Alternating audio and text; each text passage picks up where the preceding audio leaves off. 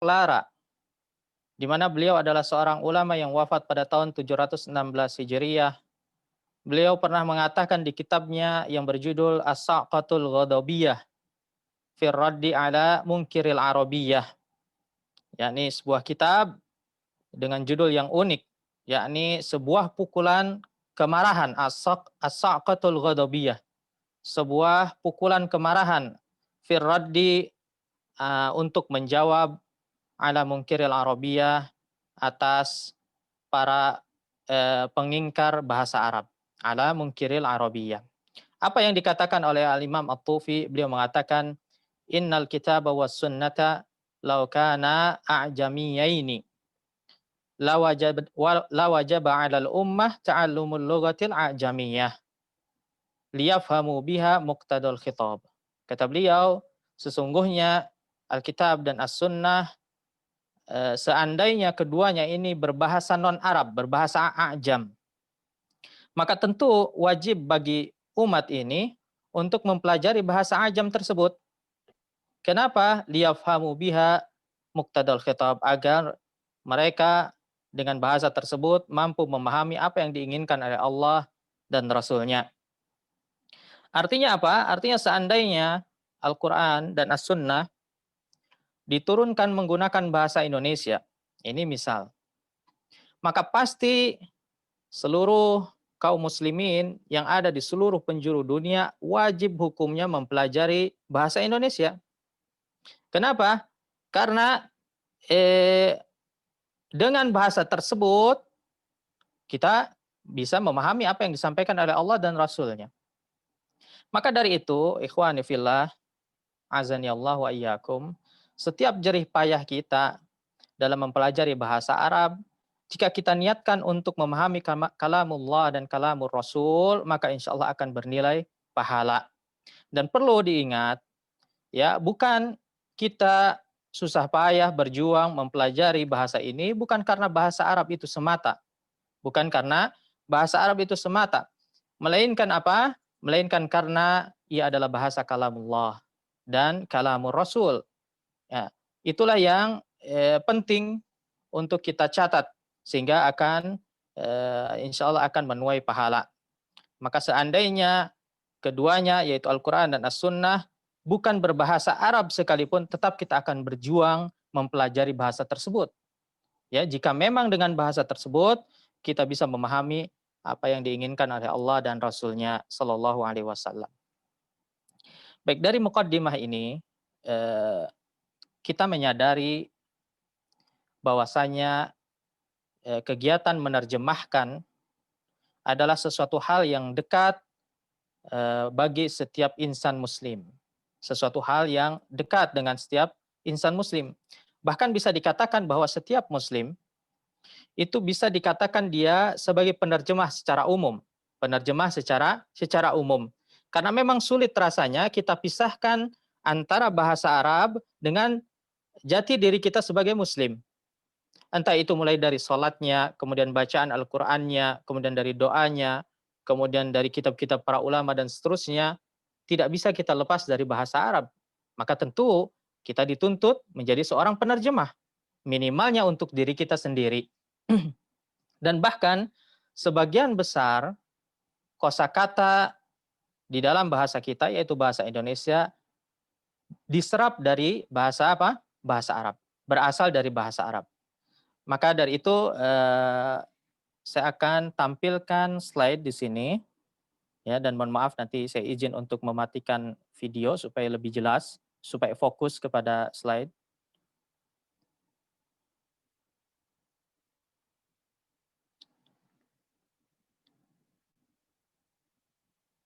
Ya, mudah-mudahan jelas nampak ya. Baik, kita lihat di sini. Ya, bahkan kata terjemah sekalipun kita perhatikan ternyata ia berasal dari bahasa Arab, yaitu dari fi'il tarjama yutarjimu tarjamatan. Di mana wazannya adalah fa'alala yufa'alilu fa'alalatan. Dia termasuk fi'il rubai. Fi'il rubai mujarrad, ya. Kemudian apa arti dari tarjama? Ya, tarjama kita lihat di sini artinya adalah bayyana atau awdaha. Suara saya jelas ya? Slide juga nampak jelas ya? Ya, jelas Ustaz, jelas. Baik, alhamdulillah. Misal ada kalimat tarjama fulanun kalamahu. Tarjama fulanun kalamahu. Artinya apa? Ai bayyanahu. Artinya fulan menjelaskan ucapannya. Menjelaskan ucapannya. Ya. Misal kita mengatakan setiap malam aku melihat dan memandangi bulan. Misalnya nih ada kalimat seperti itu. Setiap malam aku melihat dan memandangi bulan. Kata memandangi di situ hakikatnya apa? Dia menerjemahkan karena dia menjelaskan kata melihat. Ya, memandangi dan melihat ini adalah sinonim. Maka saya ya setiap malam melihat dan memandangi bulan, maka memandangi di sana hakikatnya kita sedang menerjemahkan secara apa? Secara bahasa. Karena tarjamah secara bahasa artinya apa? Bayyana atau awdaha, menjelaskan. Akan tetapi jika kalimatnya seperti ini, tarjama fulanun kalama ghairi. Ya, tarjama fulanun kalama ghairi. Si fulan menerjemahkan ucapan orang lain. Nah, maka dalam hal ini kata Al-Imam Abul Abbas Al-Fuyumi di kitabnya Al-Misbahul Munir, maknanya adalah idza abbara anhu bilughatin ghairi lughatil mutakallim. Kata beliau, makna tarjama fulanun kalama ghairi adalah ketika si fulan ini menyampaikan ucapan orang lain dengan bahasa selain bahasa orang tersebut. Ya, sekali lagi, ketika si fulan ini menyampaikan ya atau menjelaskan ucapan orang lain dengan bahasa selain bahasa orang tersebut, maka inilah makna terjemah secara istilah. Ya, makna terjemah secara istilah. Sehingga menerjemahkan secara bahasa adalah menjelaskan, tadi sudah disampaikan. Sedangkan menurut istilah, menerjemahkan adalah mentransfer atau memindahkan ucapan seseorang kepada apa? Ke bahasa lain. Misalnya kita menerjemahkan ucapan si fulan. Fulan ini berbahasa Arab. Kemudian kita terjemahkan ke dalam bahasa Inggris misalnya. Atau ke dalam bahasa Indonesia. Maka ini adalah terjemah secara istilah. Idza abbara anhu bilughatin ghairi lughatil mutakallim. Baik, sudah tahu kita makna terjemah, kemudian kita pindah kepada perangkat yang harus dimiliki oleh penerjemah. Ya. Sekarang kita berbicara mengenai penerjemah yang bagus ya, yang pro. Bukan secara apa? Secara bahasa. Maka selama ini, ikhwati fillah, asumsi masyarakat kita atau bahkan kita sendiri masih ada yang keliru. Yakni ketika kita mendapati ada seseorang ya dia mampu berbahasa selain bahasa dirinya, artinya dia memiliki kemampuan dua bahasa misalnya. Maka biasanya anggapan orang lain dia sudah dianggap pantas untuk apa? Menjadi seorang mutarjim, seorang translator atau penerjemah. Atau misalnya teman-teman di sini PPMI ya ketika lulus sudah selesai kuliahnya pulang ke Indonesia, maka apa? Biasanya diminta untuk menerjemahkan. Nah, baik terjemahan langsung ya fauri ataupun tidak langsung. Kenapa? Karena anggapan mereka syarat untuk menerjemahkan itu cukup dengan apa? Paham bahasa asing saja atau bahkan cukup hanya dengan bisa berbicara bahasa asing. Misalnya bahasa Arab, dia fasih berbahasa Arab. Kemudian dianggapnya pantas menjadi seorang penerjemah. Nah, ternyata untuk menjadi seorang mutarjim, penerjemah itu tidak semudah yang dibayangkan. Ya, melainkan ada sejumlah perangkat atau skill ya, skill atau kemampuan dia yang harus dimiliki sehingga nanti terjemahannya ini bisa akurat. Apa saja perangkat yang harus dimiliki? Kita lihat di sini. Yang pertama, kemampuan bahasa sumber. Ini jelas ya, kemampuan bahasa sumber. Ya, dalam hal ini misalnya dalam hal ini kita berbicara tentang bahasa Arab. Nah, dia harus menguasai bahasa sumber tersebut, bahasa Arab, baik secara tata bahasa maupun secara gaya bahasa. Maksud dengan tata bahasa di sini nahwu sorof ya, nahwu sorof kaidah. Kemudian tata bahasanya nanti ada balaghah. Kemudian ada beberapa idiom-idiom yang misal idiom itu seperti peribahasa, kemudian pepatah dan yang lainnya ini juga perlu dipahami. Kemudian majaz ya dan yang lainnya. Sehingga tidak cukup menguasai atau menghafal seluruh mufradat dalam bahasa Arab.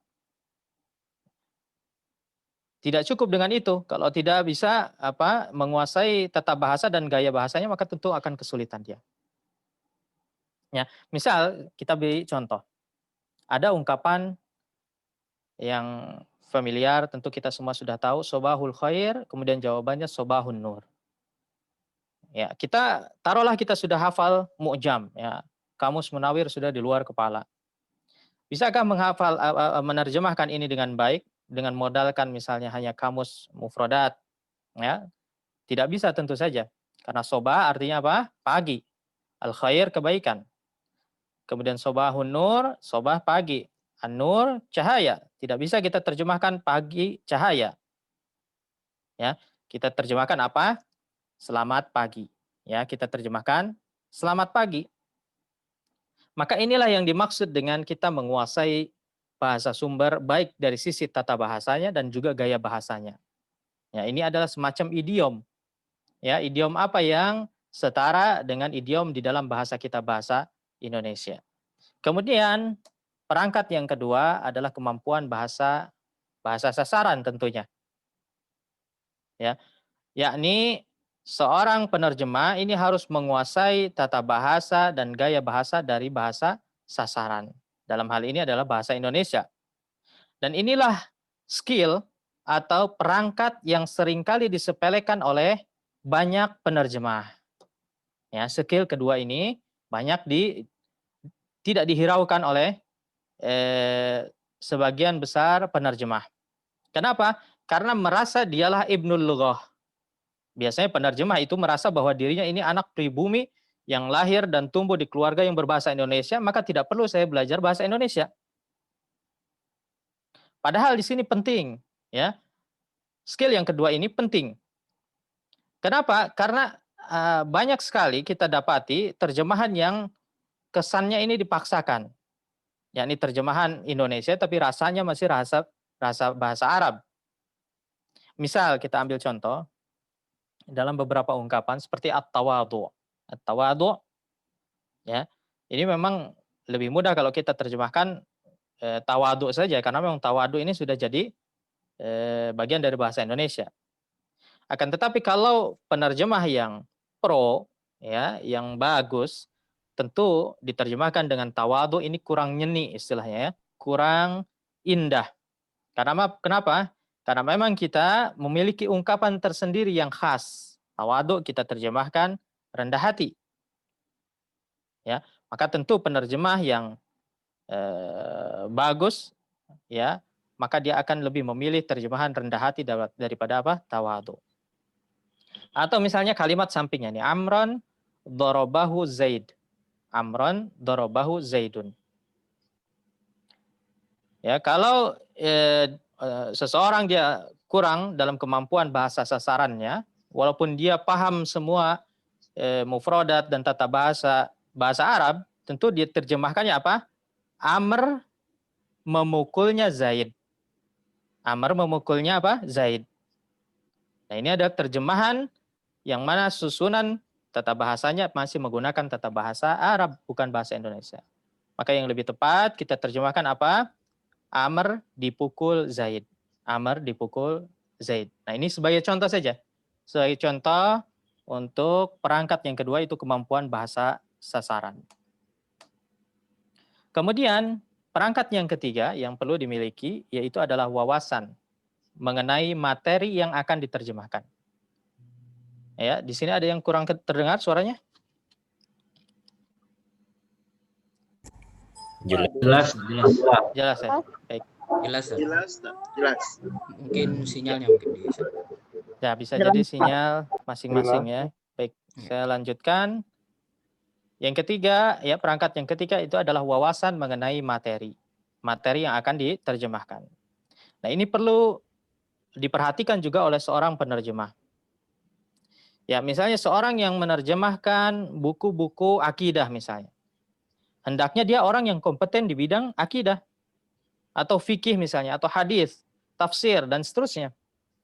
Jadi tidak cukup dia mumpuni dalam bahasa sumber, kemudian mumpuni dalam bahasa sasaran, tapi tidak menguasai materi yang akan diterjemahkan.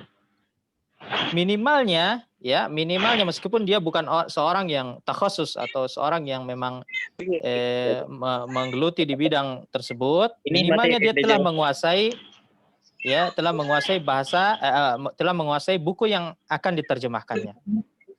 Pernah baca ya, paling tidak dia pernah baca. Mengapa demikian? Karena memang sudah pasti nanti di sana ya ada istilah-istilah yang hanya bisa dipahami oleh mereka yang bergelut di bidang tersebut. Tolong pada kawan-kawan untuk ini ya nonaktifkan mikrofonnya ya, supaya tidak bisa mengganggu minta jalannya co-host atau yang lain. Iya, yang lain. Baik. Ya, kenapa kita perlu menguasai materi tersebut? Yakni jika tidak, maka dia akan si penerjemah ini akan bersandar kepada terjemahan kamus, ya. Dan tentu terjemahan kamus ini menjadikan terjemahnya ini tidak akurat. Saya ambil contoh, misal di bidang nahwu, ya. Di bidang nahwu, misal ada istilah illat, ya, ada istilah illat. Istilah illat ini bisa mengacu kepada artinya sebab, bisa juga illat ini maksudnya adalah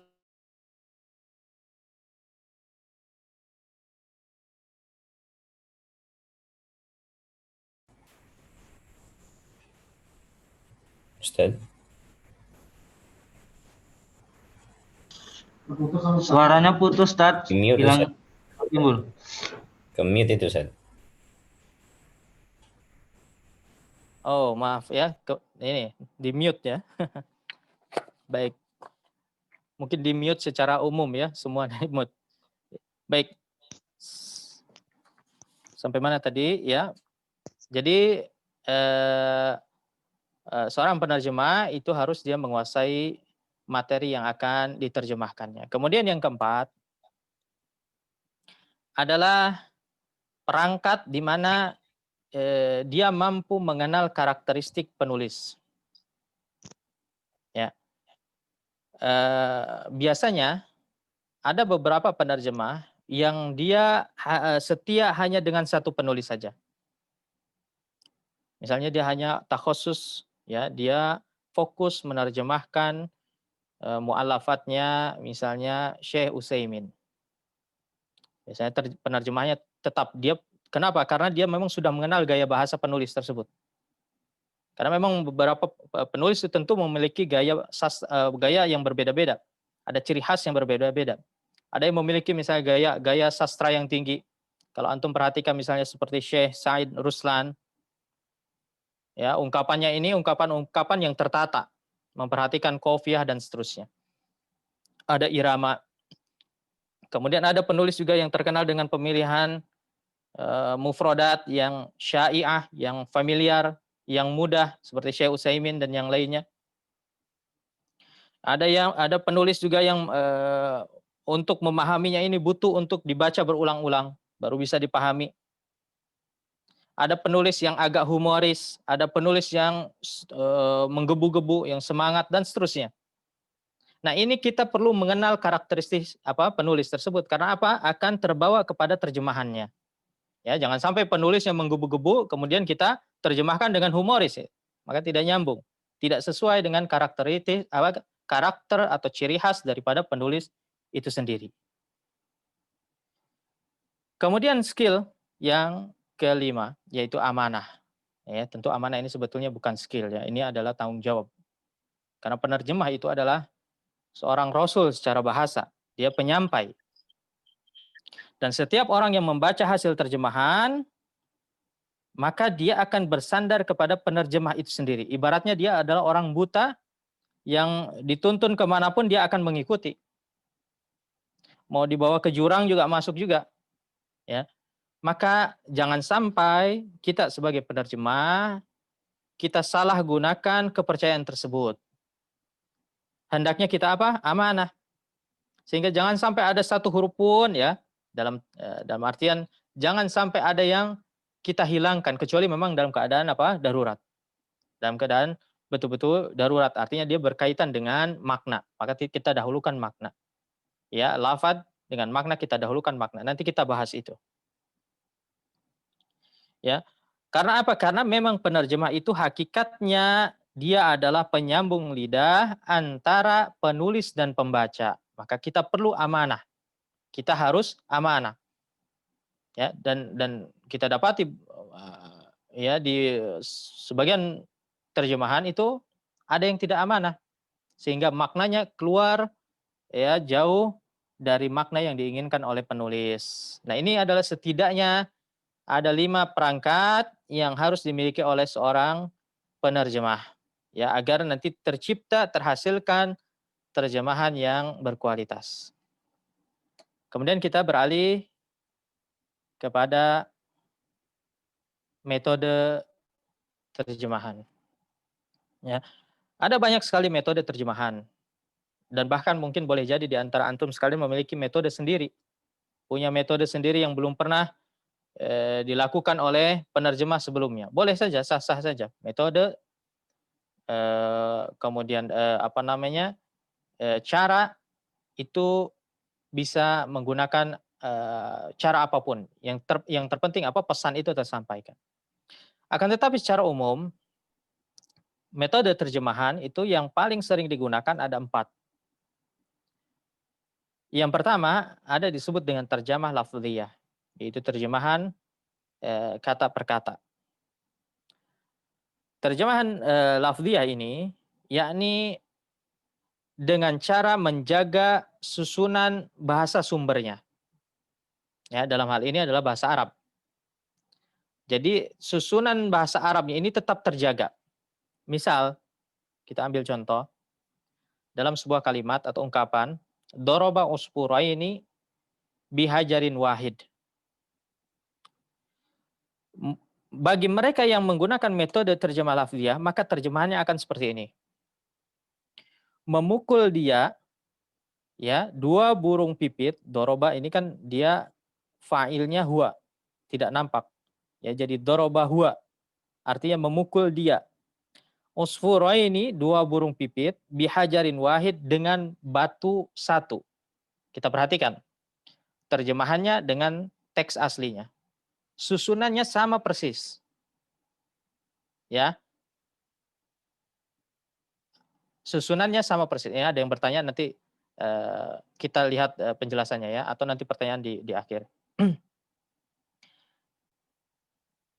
Jadi terjemah lafziyah dia menjaga susunan apa? Susunan teks aslinya yaitu bahasa sumbernya tanpa mengubah. Ya. Terjemahan semisal ini terkadang dibutuhkan. Ya, barangkali di sini teman-teman ada yang bisa jawab, kapan terjemah lafziyah ini dibutuhkan?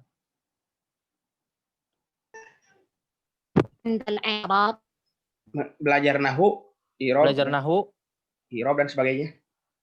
baik. Ada lagi selain belajar nahu?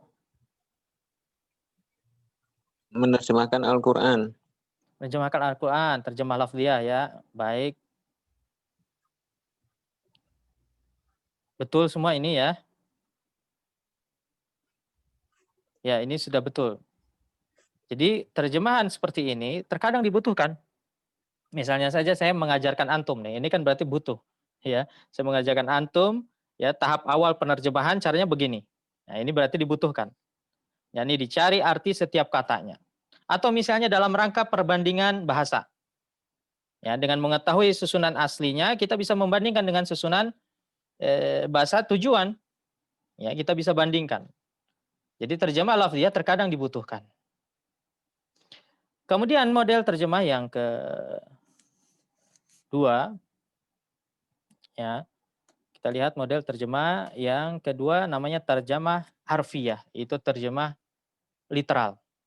Literal itu artinya terjemahan yang dia sudah diadaptasi dengan bahasa tujuan, ya, dengan tata bahasa sasaran, yaitu bahasa Indonesia. Sehingga susunan kalimatnya ini sama seperti susunan kalimat dalam bahasa kita, bahasa Indonesia. Ya, misal kita ambil contoh yang sama saja, biar bisa dibandingkan. Doroba usfuraini bihajarin wahid. Kalau terjemah harfiah hasilnya seperti ini, dia memukul. Nah, ini baru ya, karena dalam bahasa Indonesia subjek di depan. Ya, bahasa Indonesia hanya mengenal jumlah ismiyah, tidak ada jumlah fi'liyah. Maka dia memukul 2 burung pipit dengan 1 batu. Ya, kita lihat 1 batu ya, bukan batu 1. Hajarin wahid itu adalah 1 batu. Nah, kita fokuskan di sini dia memukul dengan 1 batu. Nah, ini terjemah harfiah. Sudah agak mendekati bahasa kita, bahasa Indonesia, bahasa sasaran. Jadi penerjemah di sini dia sudah menampakkan bahwasanya dia menguasai bahasa sumbernya, bahasa sasarannya. Ya, meskipun penerjemah di sini masih dia menggunakan makna mu'jami. Makna mu'jami. Kita lihat doroba, ya. Doroba dia masih terjemahkan memukul. Tanpa dia perhatikan konteksnya, padahal memukul itu biasanya dengan tongkat, dengan tangan, ya. Tidak dengan batu. Kalau dengan batu namanya melempar. Nah, maka di sini si penerjemah di terjemah harfiah ini, terjemah literal, dia hanya memfokuskan pada susunan bahasa sasaran tanpa memperhatikan konteks kalimatnya. Apalagi memperhatikan idiom dan seterusnya. Nah, baru nanti kita lihat di model terjemah yang ketiga, yaitu disebut dengan terjemah hurrah, terjemah bebas. Ya, terjemah bebas. Pada terjemah bebas ini, penerjemah ini lebih menyesuaikan dengan tersampaikannya pesan kepada pembaca. Sehingga nanti hasilnya itu seringkali lebih ringkas atau bisa jadi lebih panjang dari teks aslinya. Ya, karena dia memperhatikan tersampaikannya pesan dengan baik dan dapat diterima oleh pembaca. Sehingga dia di sini di terjemah hurrah ini si penerjemah ini lebih improv, ya, dia berimprovisasi. Ya, berdasarkan kemampuannya. Kita lihat contohnya sama. Doroba usfuraini bihajarin wahid, ya, diterjemahkannya melempar 2 burung dengan 1 batu. Kita lihat apa yang berubah di sini. Pertama doroba, ya, dia terjemahkan melempar. Yang kedua, subjeknya dihilangkan. Ya, subjeknya dihilangkan, kata dia di sana dihilangkan. Karena memang tidak dibutuhkan dia di sana. Ya, tujuannya bukan itu. Kalau dianya ini dimunculkan, maka akan menimbulkan pertanyaan, siapakah dia yang dimaksud? Padahal kita tidak sedang membicarakan seseorang di sini. Kita mengungkapkan suatu ungkapan, ya, yang mana maknanya ini ingin dipahami oleh pembaca. Bukan ingin membicarakan si dia, maka dianya dihapuskan saja.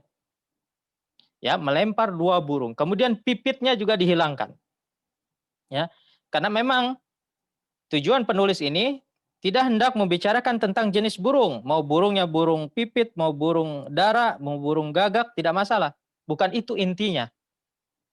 Ya, intinya adalah sebuah ungkapan ini, yaitu melempar 2 burung dengan 1 batu. Artinya ada efisiensi. yakni cukup dengan 1 batu saja kita sudah dapat 2 burung gitu, tidak perlu 2 batu. Ini namanya menggambarkan sebuah efisiensi. Nah, ini yang dimaksudkan oleh penulis. Ada terjemah yang terakhir, namanya terjemah tausiliyah, yaitu terjemah yang komunikatif.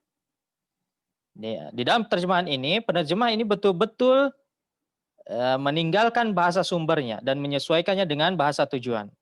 Ya, yakni dengan memperhatikan tata bahasanya, kemudian makna kontekstualnya, kemudian idiom, bahasa, sejarah kalau ada, ya, itu dimasukkan semua di sana.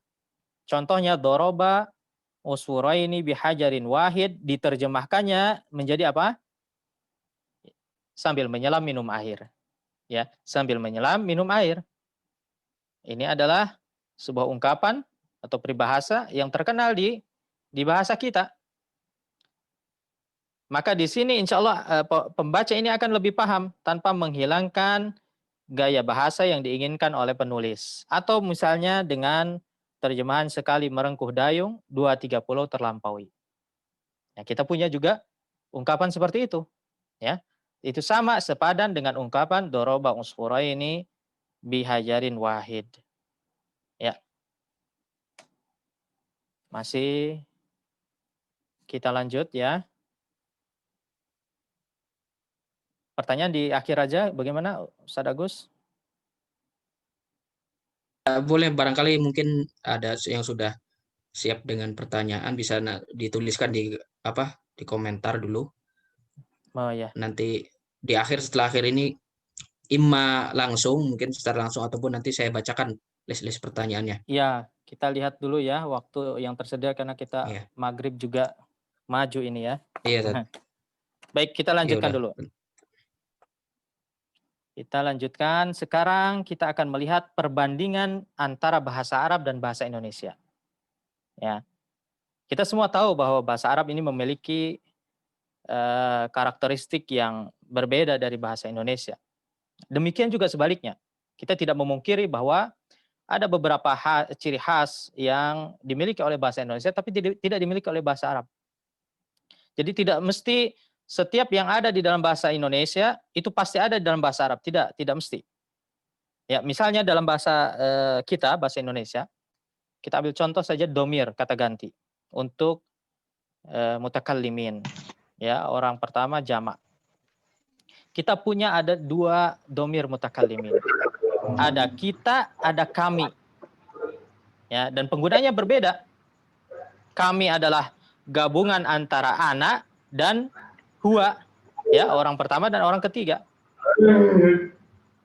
Sedangkan kita ini gabungan antara ana dan anta, ya, saya dan kamu. Ini biasanya menggunakan kita. Sedangkan dalam bahasa Arab maka hanya dikenal satu domir, yaitu nahnu, ya, untuk semua penggunaan. Ada contoh lain misalnya masih seputar domir. Ya, di dalam bahasa Indonesia ada beberapa istilah untuk menunjukkan domir mukhatab, untuk mufrad. Ada kamu, ada engkau, ada kau, ada anda, ya, dan yang lainnya. Mungkin belum bahasa yang lainnya yang tidak familiar. Adapun dalam bahasa Indonesia hanya dikenal apa? Anta. Ya, meskipun di dalam bahasa Arab punya istilah anti. Nah, ini yang tidak dimiliki oleh bahasa kita. Ya, ini dia memiliki bentuk muannas tersendiri.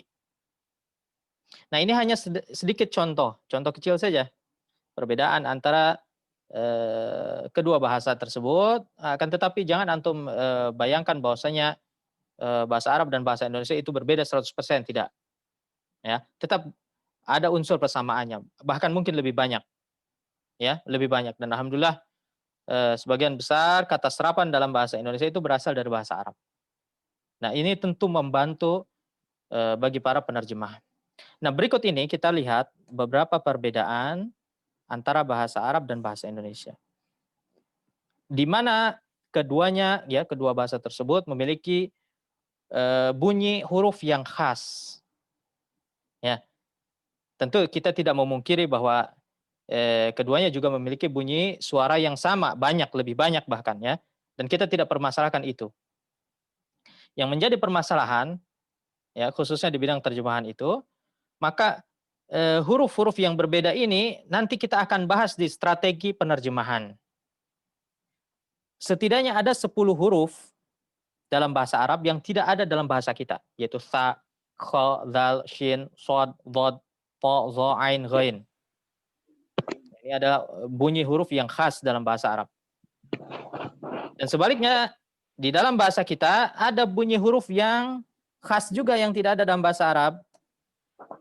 Ya, setidaknya ada 8 tuh. Ada C, GOPX eng n ya atau nya ya. Ini tidak ada dalam bahasa Arab. Biasanya nya ini beda-beda nanti. Ada enzim ya. Ada yang transliterasi nanti kalau dari Indonesia ke Arab nanti beda-beda. Seperti NG juga demikian. Ada engine, N, kemudian nun, jim, ada nun ka, ada yang nun ghain. Nah ini berbeda-beda. Nah ini jadi permasalahan juga. Kemudian perbedaan yang kedua, bahwasanya sistem penulisan bahasa Arab ini khas. Ya, sedangkan dalam bahasa Indonesia itu menganut huruf Latin pada umumnya, yaitu setiap bahasa yang menggunakan huruf Latin biasanya secara umum cara penulisannya sistemnya itu sama. Ya, maka seorang penerjemah dituntut untuk menguasai sistem penulisan dalam bahasa Arab, yaitu imla, ilmu apa? Imla. Dan cara membacanya. Kita lihat di sini. Ya. Dalam bahasa Arab itu ditulis dari kanan ke kiri. Ya, bahasa kita tentu mengikuti keumuman bahasa pada umumnya ya, yang universal yaitu dari kiri ke kanan. Kemudian di dalam bahasa Arab satu huruf itu bisa banyak bentuknya, ya tergantung letaknya, berdiri sendiri, di depan, di tengah atau di belakang. Ya, bahkan misalnya contoh saja huruf hamzah. Ya, ada hamzah itu dia diletakkan di atas alif, ada di bawah alif, di atas waw, di atas ya, ya atau berdiri sendiri. Ini satu huruf saja bisa banyak bentuknya. Kemudian juga harokat. Nah, harokat ini adalah ciri khas dalam bahasa Arab yang tidak dimiliki dalam bahasa manapun. Maka seorang penerjemah itu harus mampu dia membaca huruf Arab tanpa harokat. Karena memang kebanyakan teks Arab tidak ada harokatnya. Nah, ini ada tantangan tersendiri. Kemudian, ciri khas yang ketiga, di mana bahasa Arab ini memiliki i'rab. Ya, i'rab ini tidak ada dalam bahasa manapun. Ya, kecuali dalam bahasa Arab. Dan ciri khas ini nanti akan melahirkan banyak karakteristik yang lainnya. Ya, i'rab sebagaimana kita tahu dia adalah perubahan akhir dari suatu kata. Yang mana dia perubahan akhir ini menentukan fungsi kata tersebut dalam kalimat. Ya. Maka i'rab ini yang menyebabkan bahasa Arab susunan kalimatnya menjadi fleksibel. Ya, makanya bahasa Arab itu disebut dengan lughah marinah, bahasa yang fleksibel. Sebaliknya, jika suatu bahasa dia tidak memiliki i'rab, maka tentu susunannya akan lebih kaku. Lebih kaku. Misalnya bahasa kita tidak punya i'rab. Maka susunannya ini tetap subjek, predikat, objek. Ya, tidak bisa kita otak-atik lagi. Wawan makan bakso. Tidak bisa kita ubah bakso makan wawan. Ya. Sedangkan dalam bahasa Arab sangat mungkin adanya takdim dan adanya takhir. Dikedepankan, dikebelakangkan. Ya, misalnya kita lihat contoh. Ya, Zaidun akala khubzan. Zaidun akala khubzan. Zaid makan roti. Kita ubah susunannya akala Zaidun khubzan. Bisa. Ya. Makna intinya masih sama. Bisa kita ubah lagi menjadi akala khubzan Zaidun. Akala khubzan Zaidun. Atau misalnya khubzan akala Zaidun. Bukan kita artikan roti makan Zaid, tidak. Karena dia punya i'rab, tentu tidak akan tertukar mana fa'il, mana maf'ul bihnya. Atau misalnya kita tambahkan domir khubzan akalahu Zaidun. Atau kita ubah lagi menjadi akala khubzan, ya, fa'ilnya dihilangkan, diganti dengan domir, ya, akala khubzan. Atau misalnya ukila khubzun, maf'ul bihnya diubah jadi naibul fa'il, boleh. Ya, atau ukila dan yang lainnya. Ya, ukila ini sudah paling praktis, ya, paling simpel.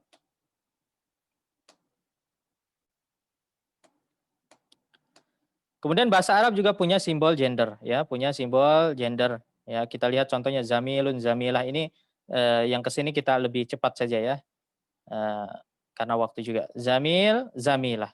Dalam bahasa Indonesia tidak ada simbol gender seperti itu. Teman lelaki, teman perempuan, ya, teman lelaki, teman perempuan. Hadza, hadihi kita terjemahkan apa? Ini. Tidak ada apa? Simbol gender. Kemudian bahasa Arab punya simbol waktu. Ya, zahaba. Dia telah pergi. Qad zahaba, dia baru saja pergi. Yadhabu, dia sedang pergi. Sayadhabu, dia akan pergi. Ya, saufa yadhabu, dia kelak akan pergi dan seterusnya. Dia punya simbol waktu yang lebih simpel. Kemudian bahasa Arab juga punya simbol subjek. Ya, zahaba. Ya, nampak sekilas tidak ada subjeknya, padahal ada, yaitu dhamir mustatir. Zahaba artinya dia pergi, dia telah pergi. Yadhabu, dia sedang pergi. Ya, idhab, pergilah. Maksudnya anta, ya, kamu. Maka bahasa Arab ini punya simbol subjek yang lebih simpel daripada bahasa Indonesia. Kemudian bahasa Arab ini lebih kaya kosakatanya. Lebih kaya apa? Kosakatanya, punya jutaan kosakata. Ya, bahkan satu makna itu bisa melahirkan ratusan kata. Sebagaimana disampaikan oleh Al-Imam Ats-Tsa'alabi, ya, di kitabnya Fiqhul Lughah, kata beliau, wa minal ajaib anna ummatan wasamat ma'nan wahidan bimi'ina minal alfaz. Kata beliau, adalah suatu hal yang menakjubkan, ada suatu umat, ya, suatu kaum yang mana dia menandai sebuah makna dengan ratusan lafaz. Yang dimaksud adalah umatnya, ya, yaitu bahasa Arab. Yang dimaksud adalah bahasa Arab. Satu lafaz bisa satu makna bisa diwakili dengan bisa disimbolkan dengan ratusan lafaz. Baik, sekarang kita masuk kepada strategi penerjemahan.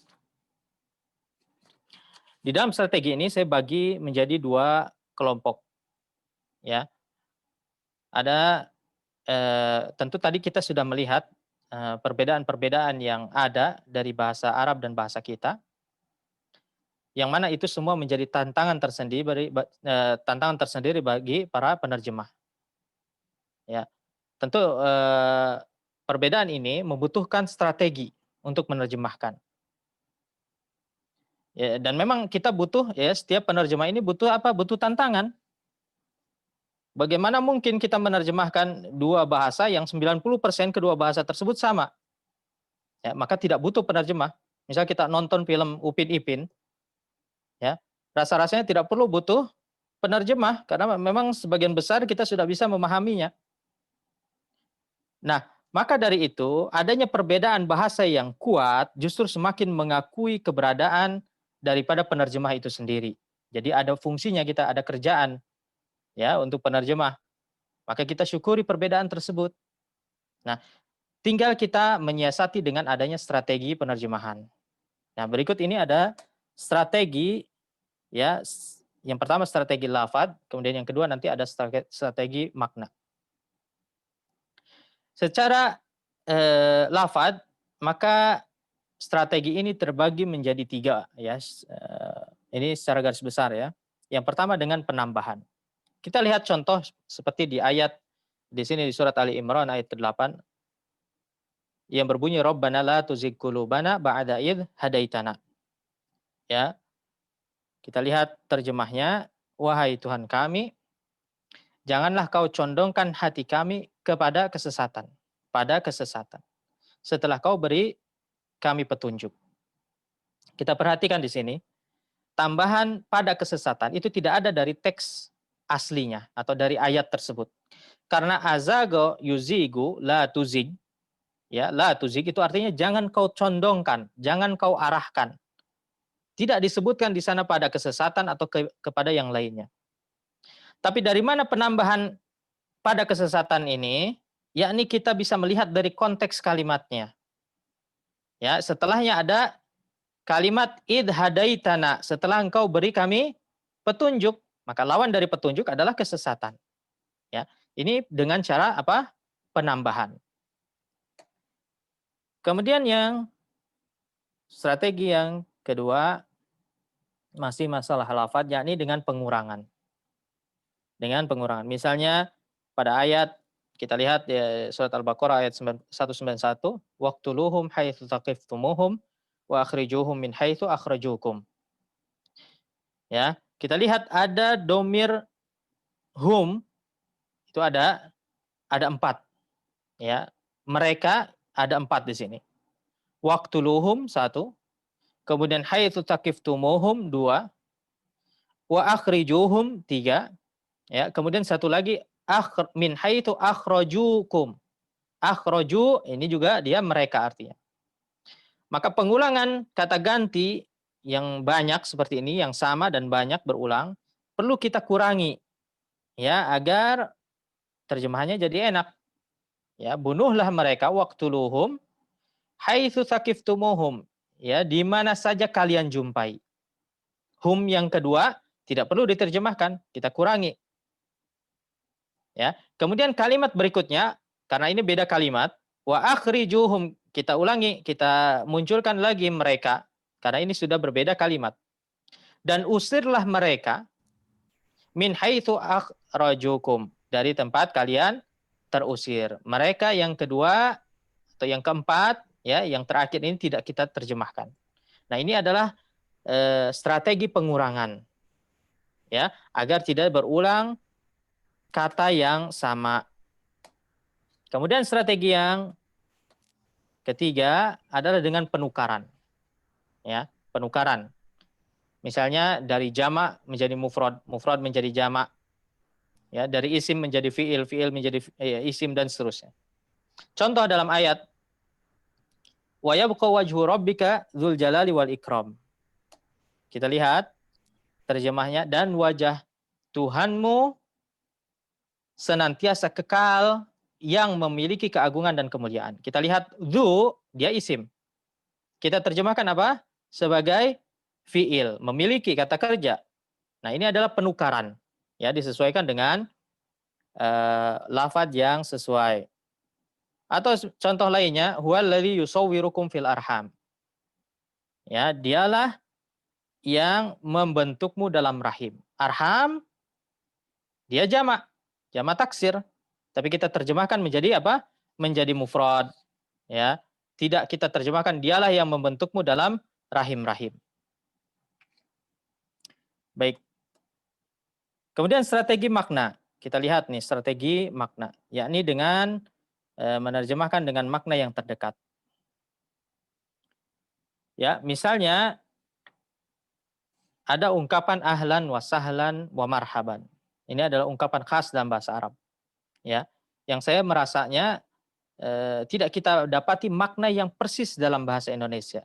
Tapi ada makna yang dekat yang mewakili ungkapan tersebut, yakni selamat datang. Biasanya diterjemahkan apa? Selamat datang.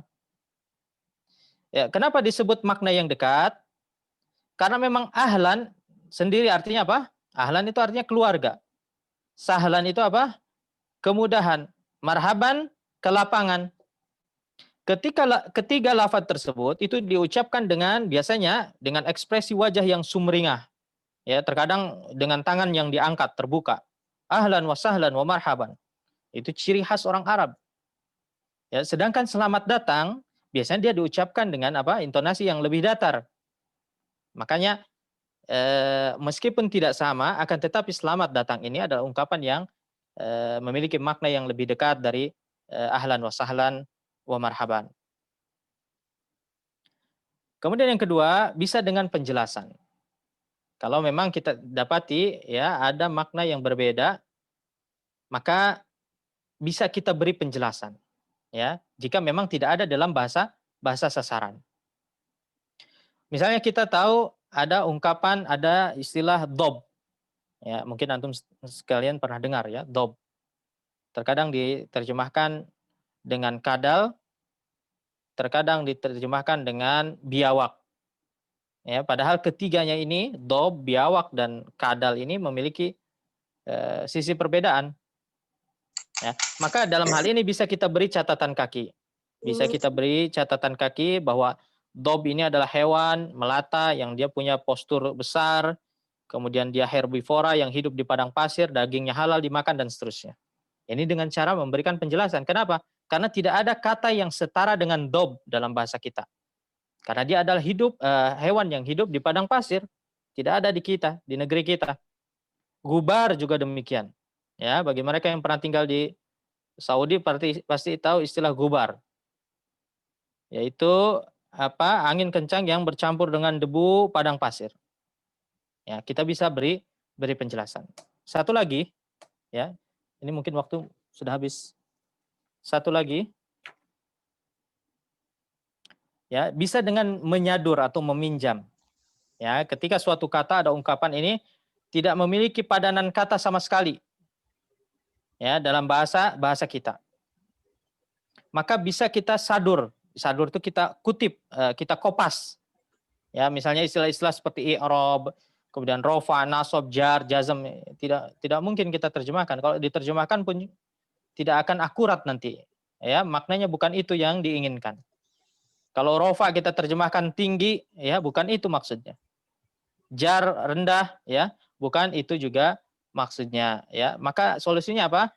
Kita terjemahkan apa adanya. Nah, ini artinya menyadur. Dan alhamdulillah Kementerian Agama kita, kemudian Kementerian Pendidikan dan Budaya juga sudah merumuskan adanya pedoman transliterasi atau alih aksara.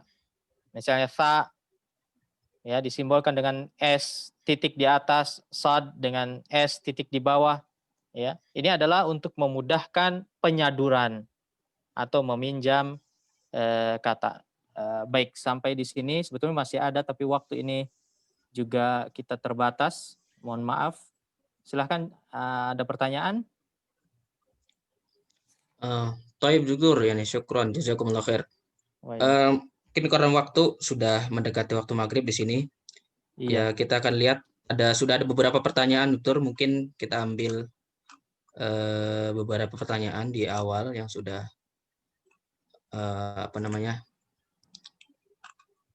menyantumkan menulis pertanyaannya.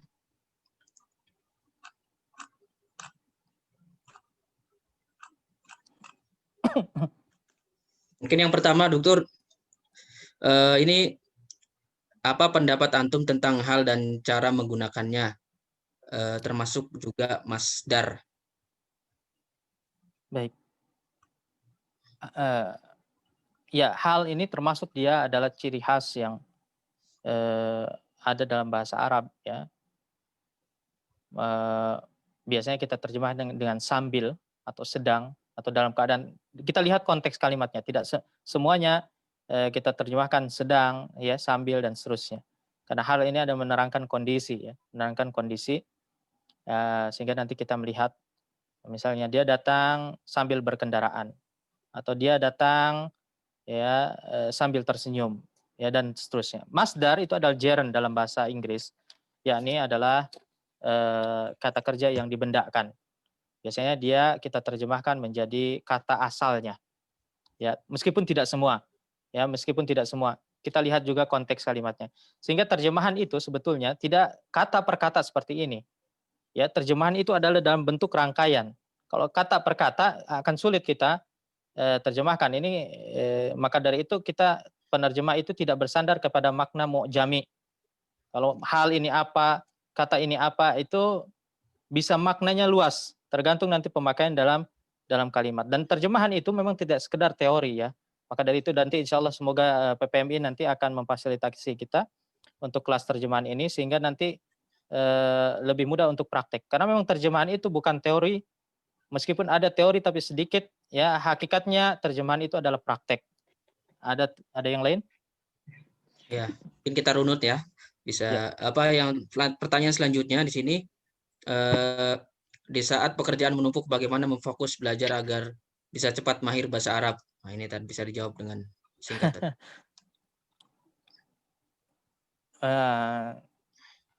Karena pertanyaan singkat dan waktu yang singkat, saya jawab singkat ya, butuh pengorbanan.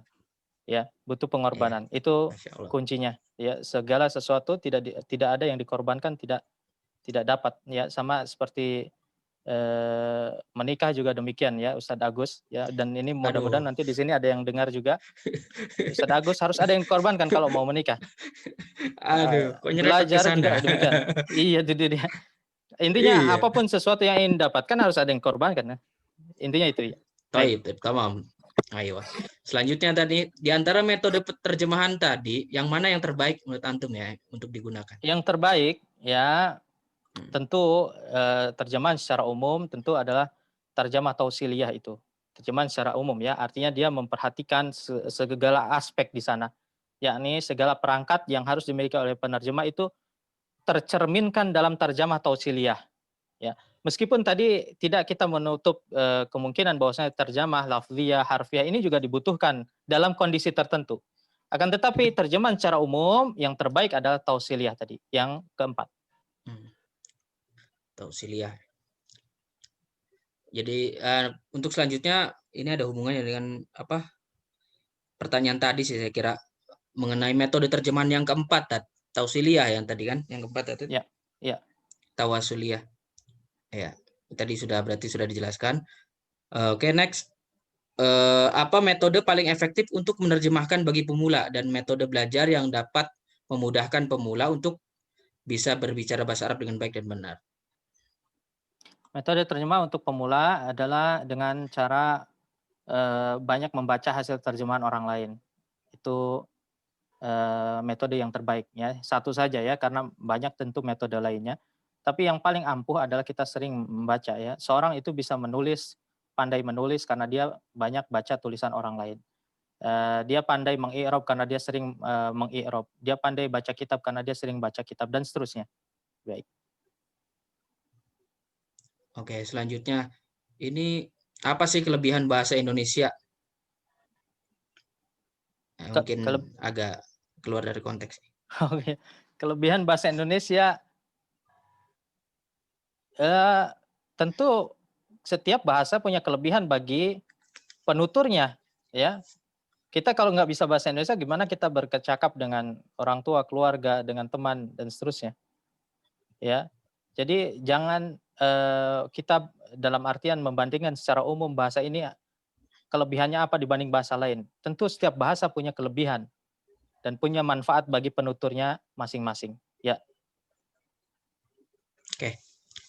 Ya, di sini masih terulang ya metode terjemahan yang keempat ya, Tad. Ini ada spesifikasinya. Kok bisa jumlah doroba dan seterusnya tadi diartikan menyelam, Ustaz? Tadi gitu.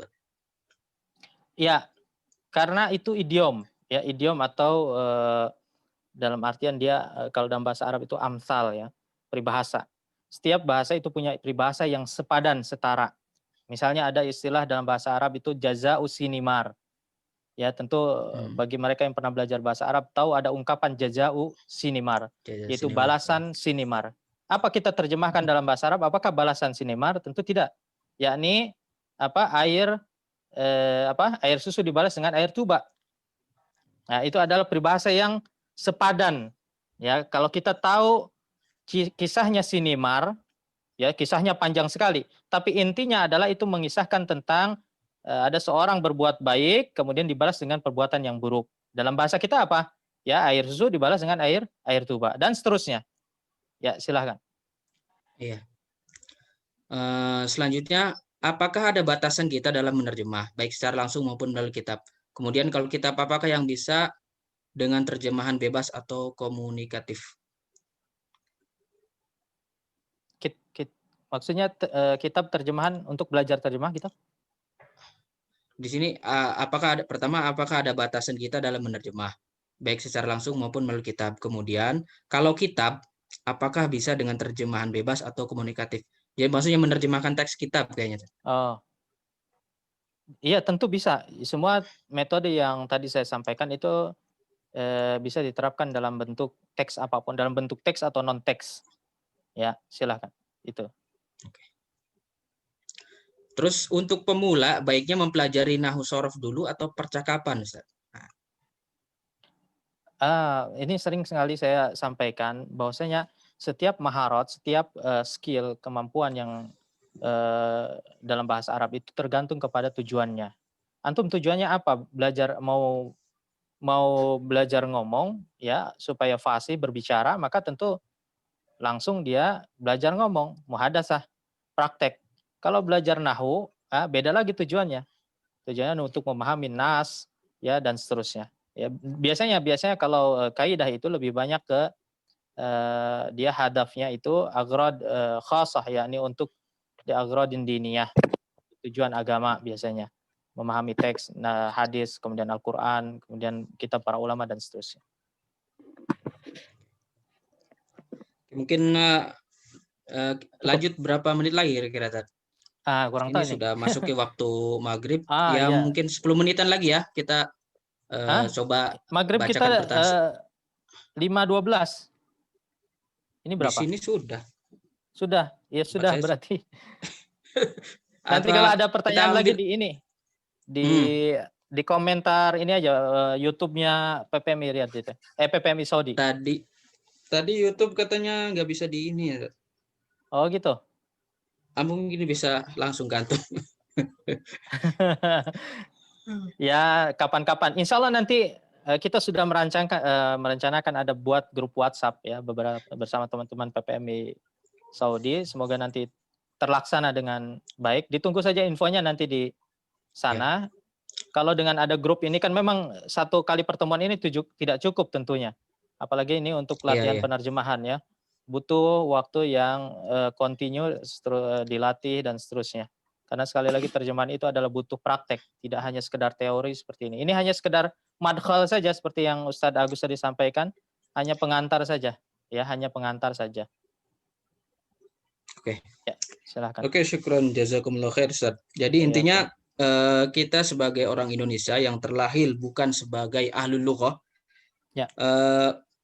sepatutnya menjadi pendorong ya, menjadi jalan kita untuk mempelajari bahasa Arab. Jangan jadikan alasan untuk bermalas-malasan ataupun enggan untuk mempelajari bahasa Arab itu sendiri, karena sesungguhnya bahasa Arab itu bukan tentang bahasa. Kita mempelajari atau belajar menerjemahkan itu bukan tentang bahasanya itu sendiri, akan tetapi berkaitan erat dengan agama kita, yaitu agama Islam sendiri. Dengan mempelajari bahasa Arab tentunya kita akan lebih mudah mempelajari atau memahami agama Islam itu sendiri. Syukron kasiron, jazakumullah khair. Terima kasih Dr. Rizky. Mudah-mudahan bermanfaat dan alhamdulillah materinya sangat luar biasa. Dan untuk mengenai materi ataupun video rekaman muhadharah ini mungkin nanti bisa di-share oleh panitia dari PPMI di grup WhatsApp ya. Udah ada grup WhatsApp kayaknya. Iya. Oke. Ya, mohon maaf jika ada kesalahan, saya undur diri. Mohon maaf dan semoga bermanfaat yang sedikit ini. Saya nanti sebelum saya kembalikan kepada moderator, saya tutup dulu. Sallallahu ala nabiyina Muhammad wa ala alihi wasallam. Assalamualaikum warahmatullahi wabarakatuh. Waalaikumsalam. Waalaikumsalam warahmatullahi wabarakatuh. Syukron kasiron, terima kasih banyak teman-teman semuanya. Mudah-mudahan bermanfaat. Saya sebagai moderator atau MC, mohon maaf yang sebesar-besarnya apabila ada kekurangan, apabila ada salah kata.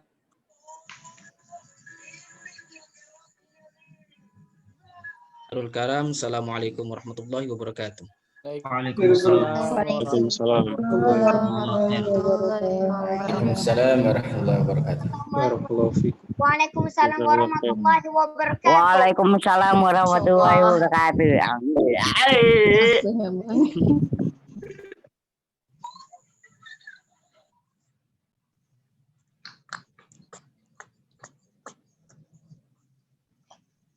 Udah live ya?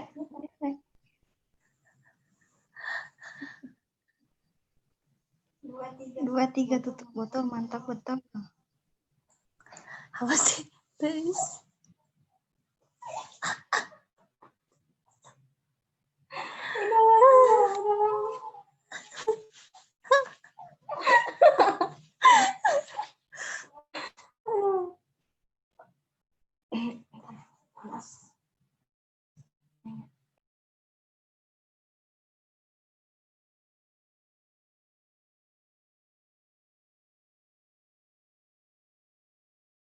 Alhamdulillah.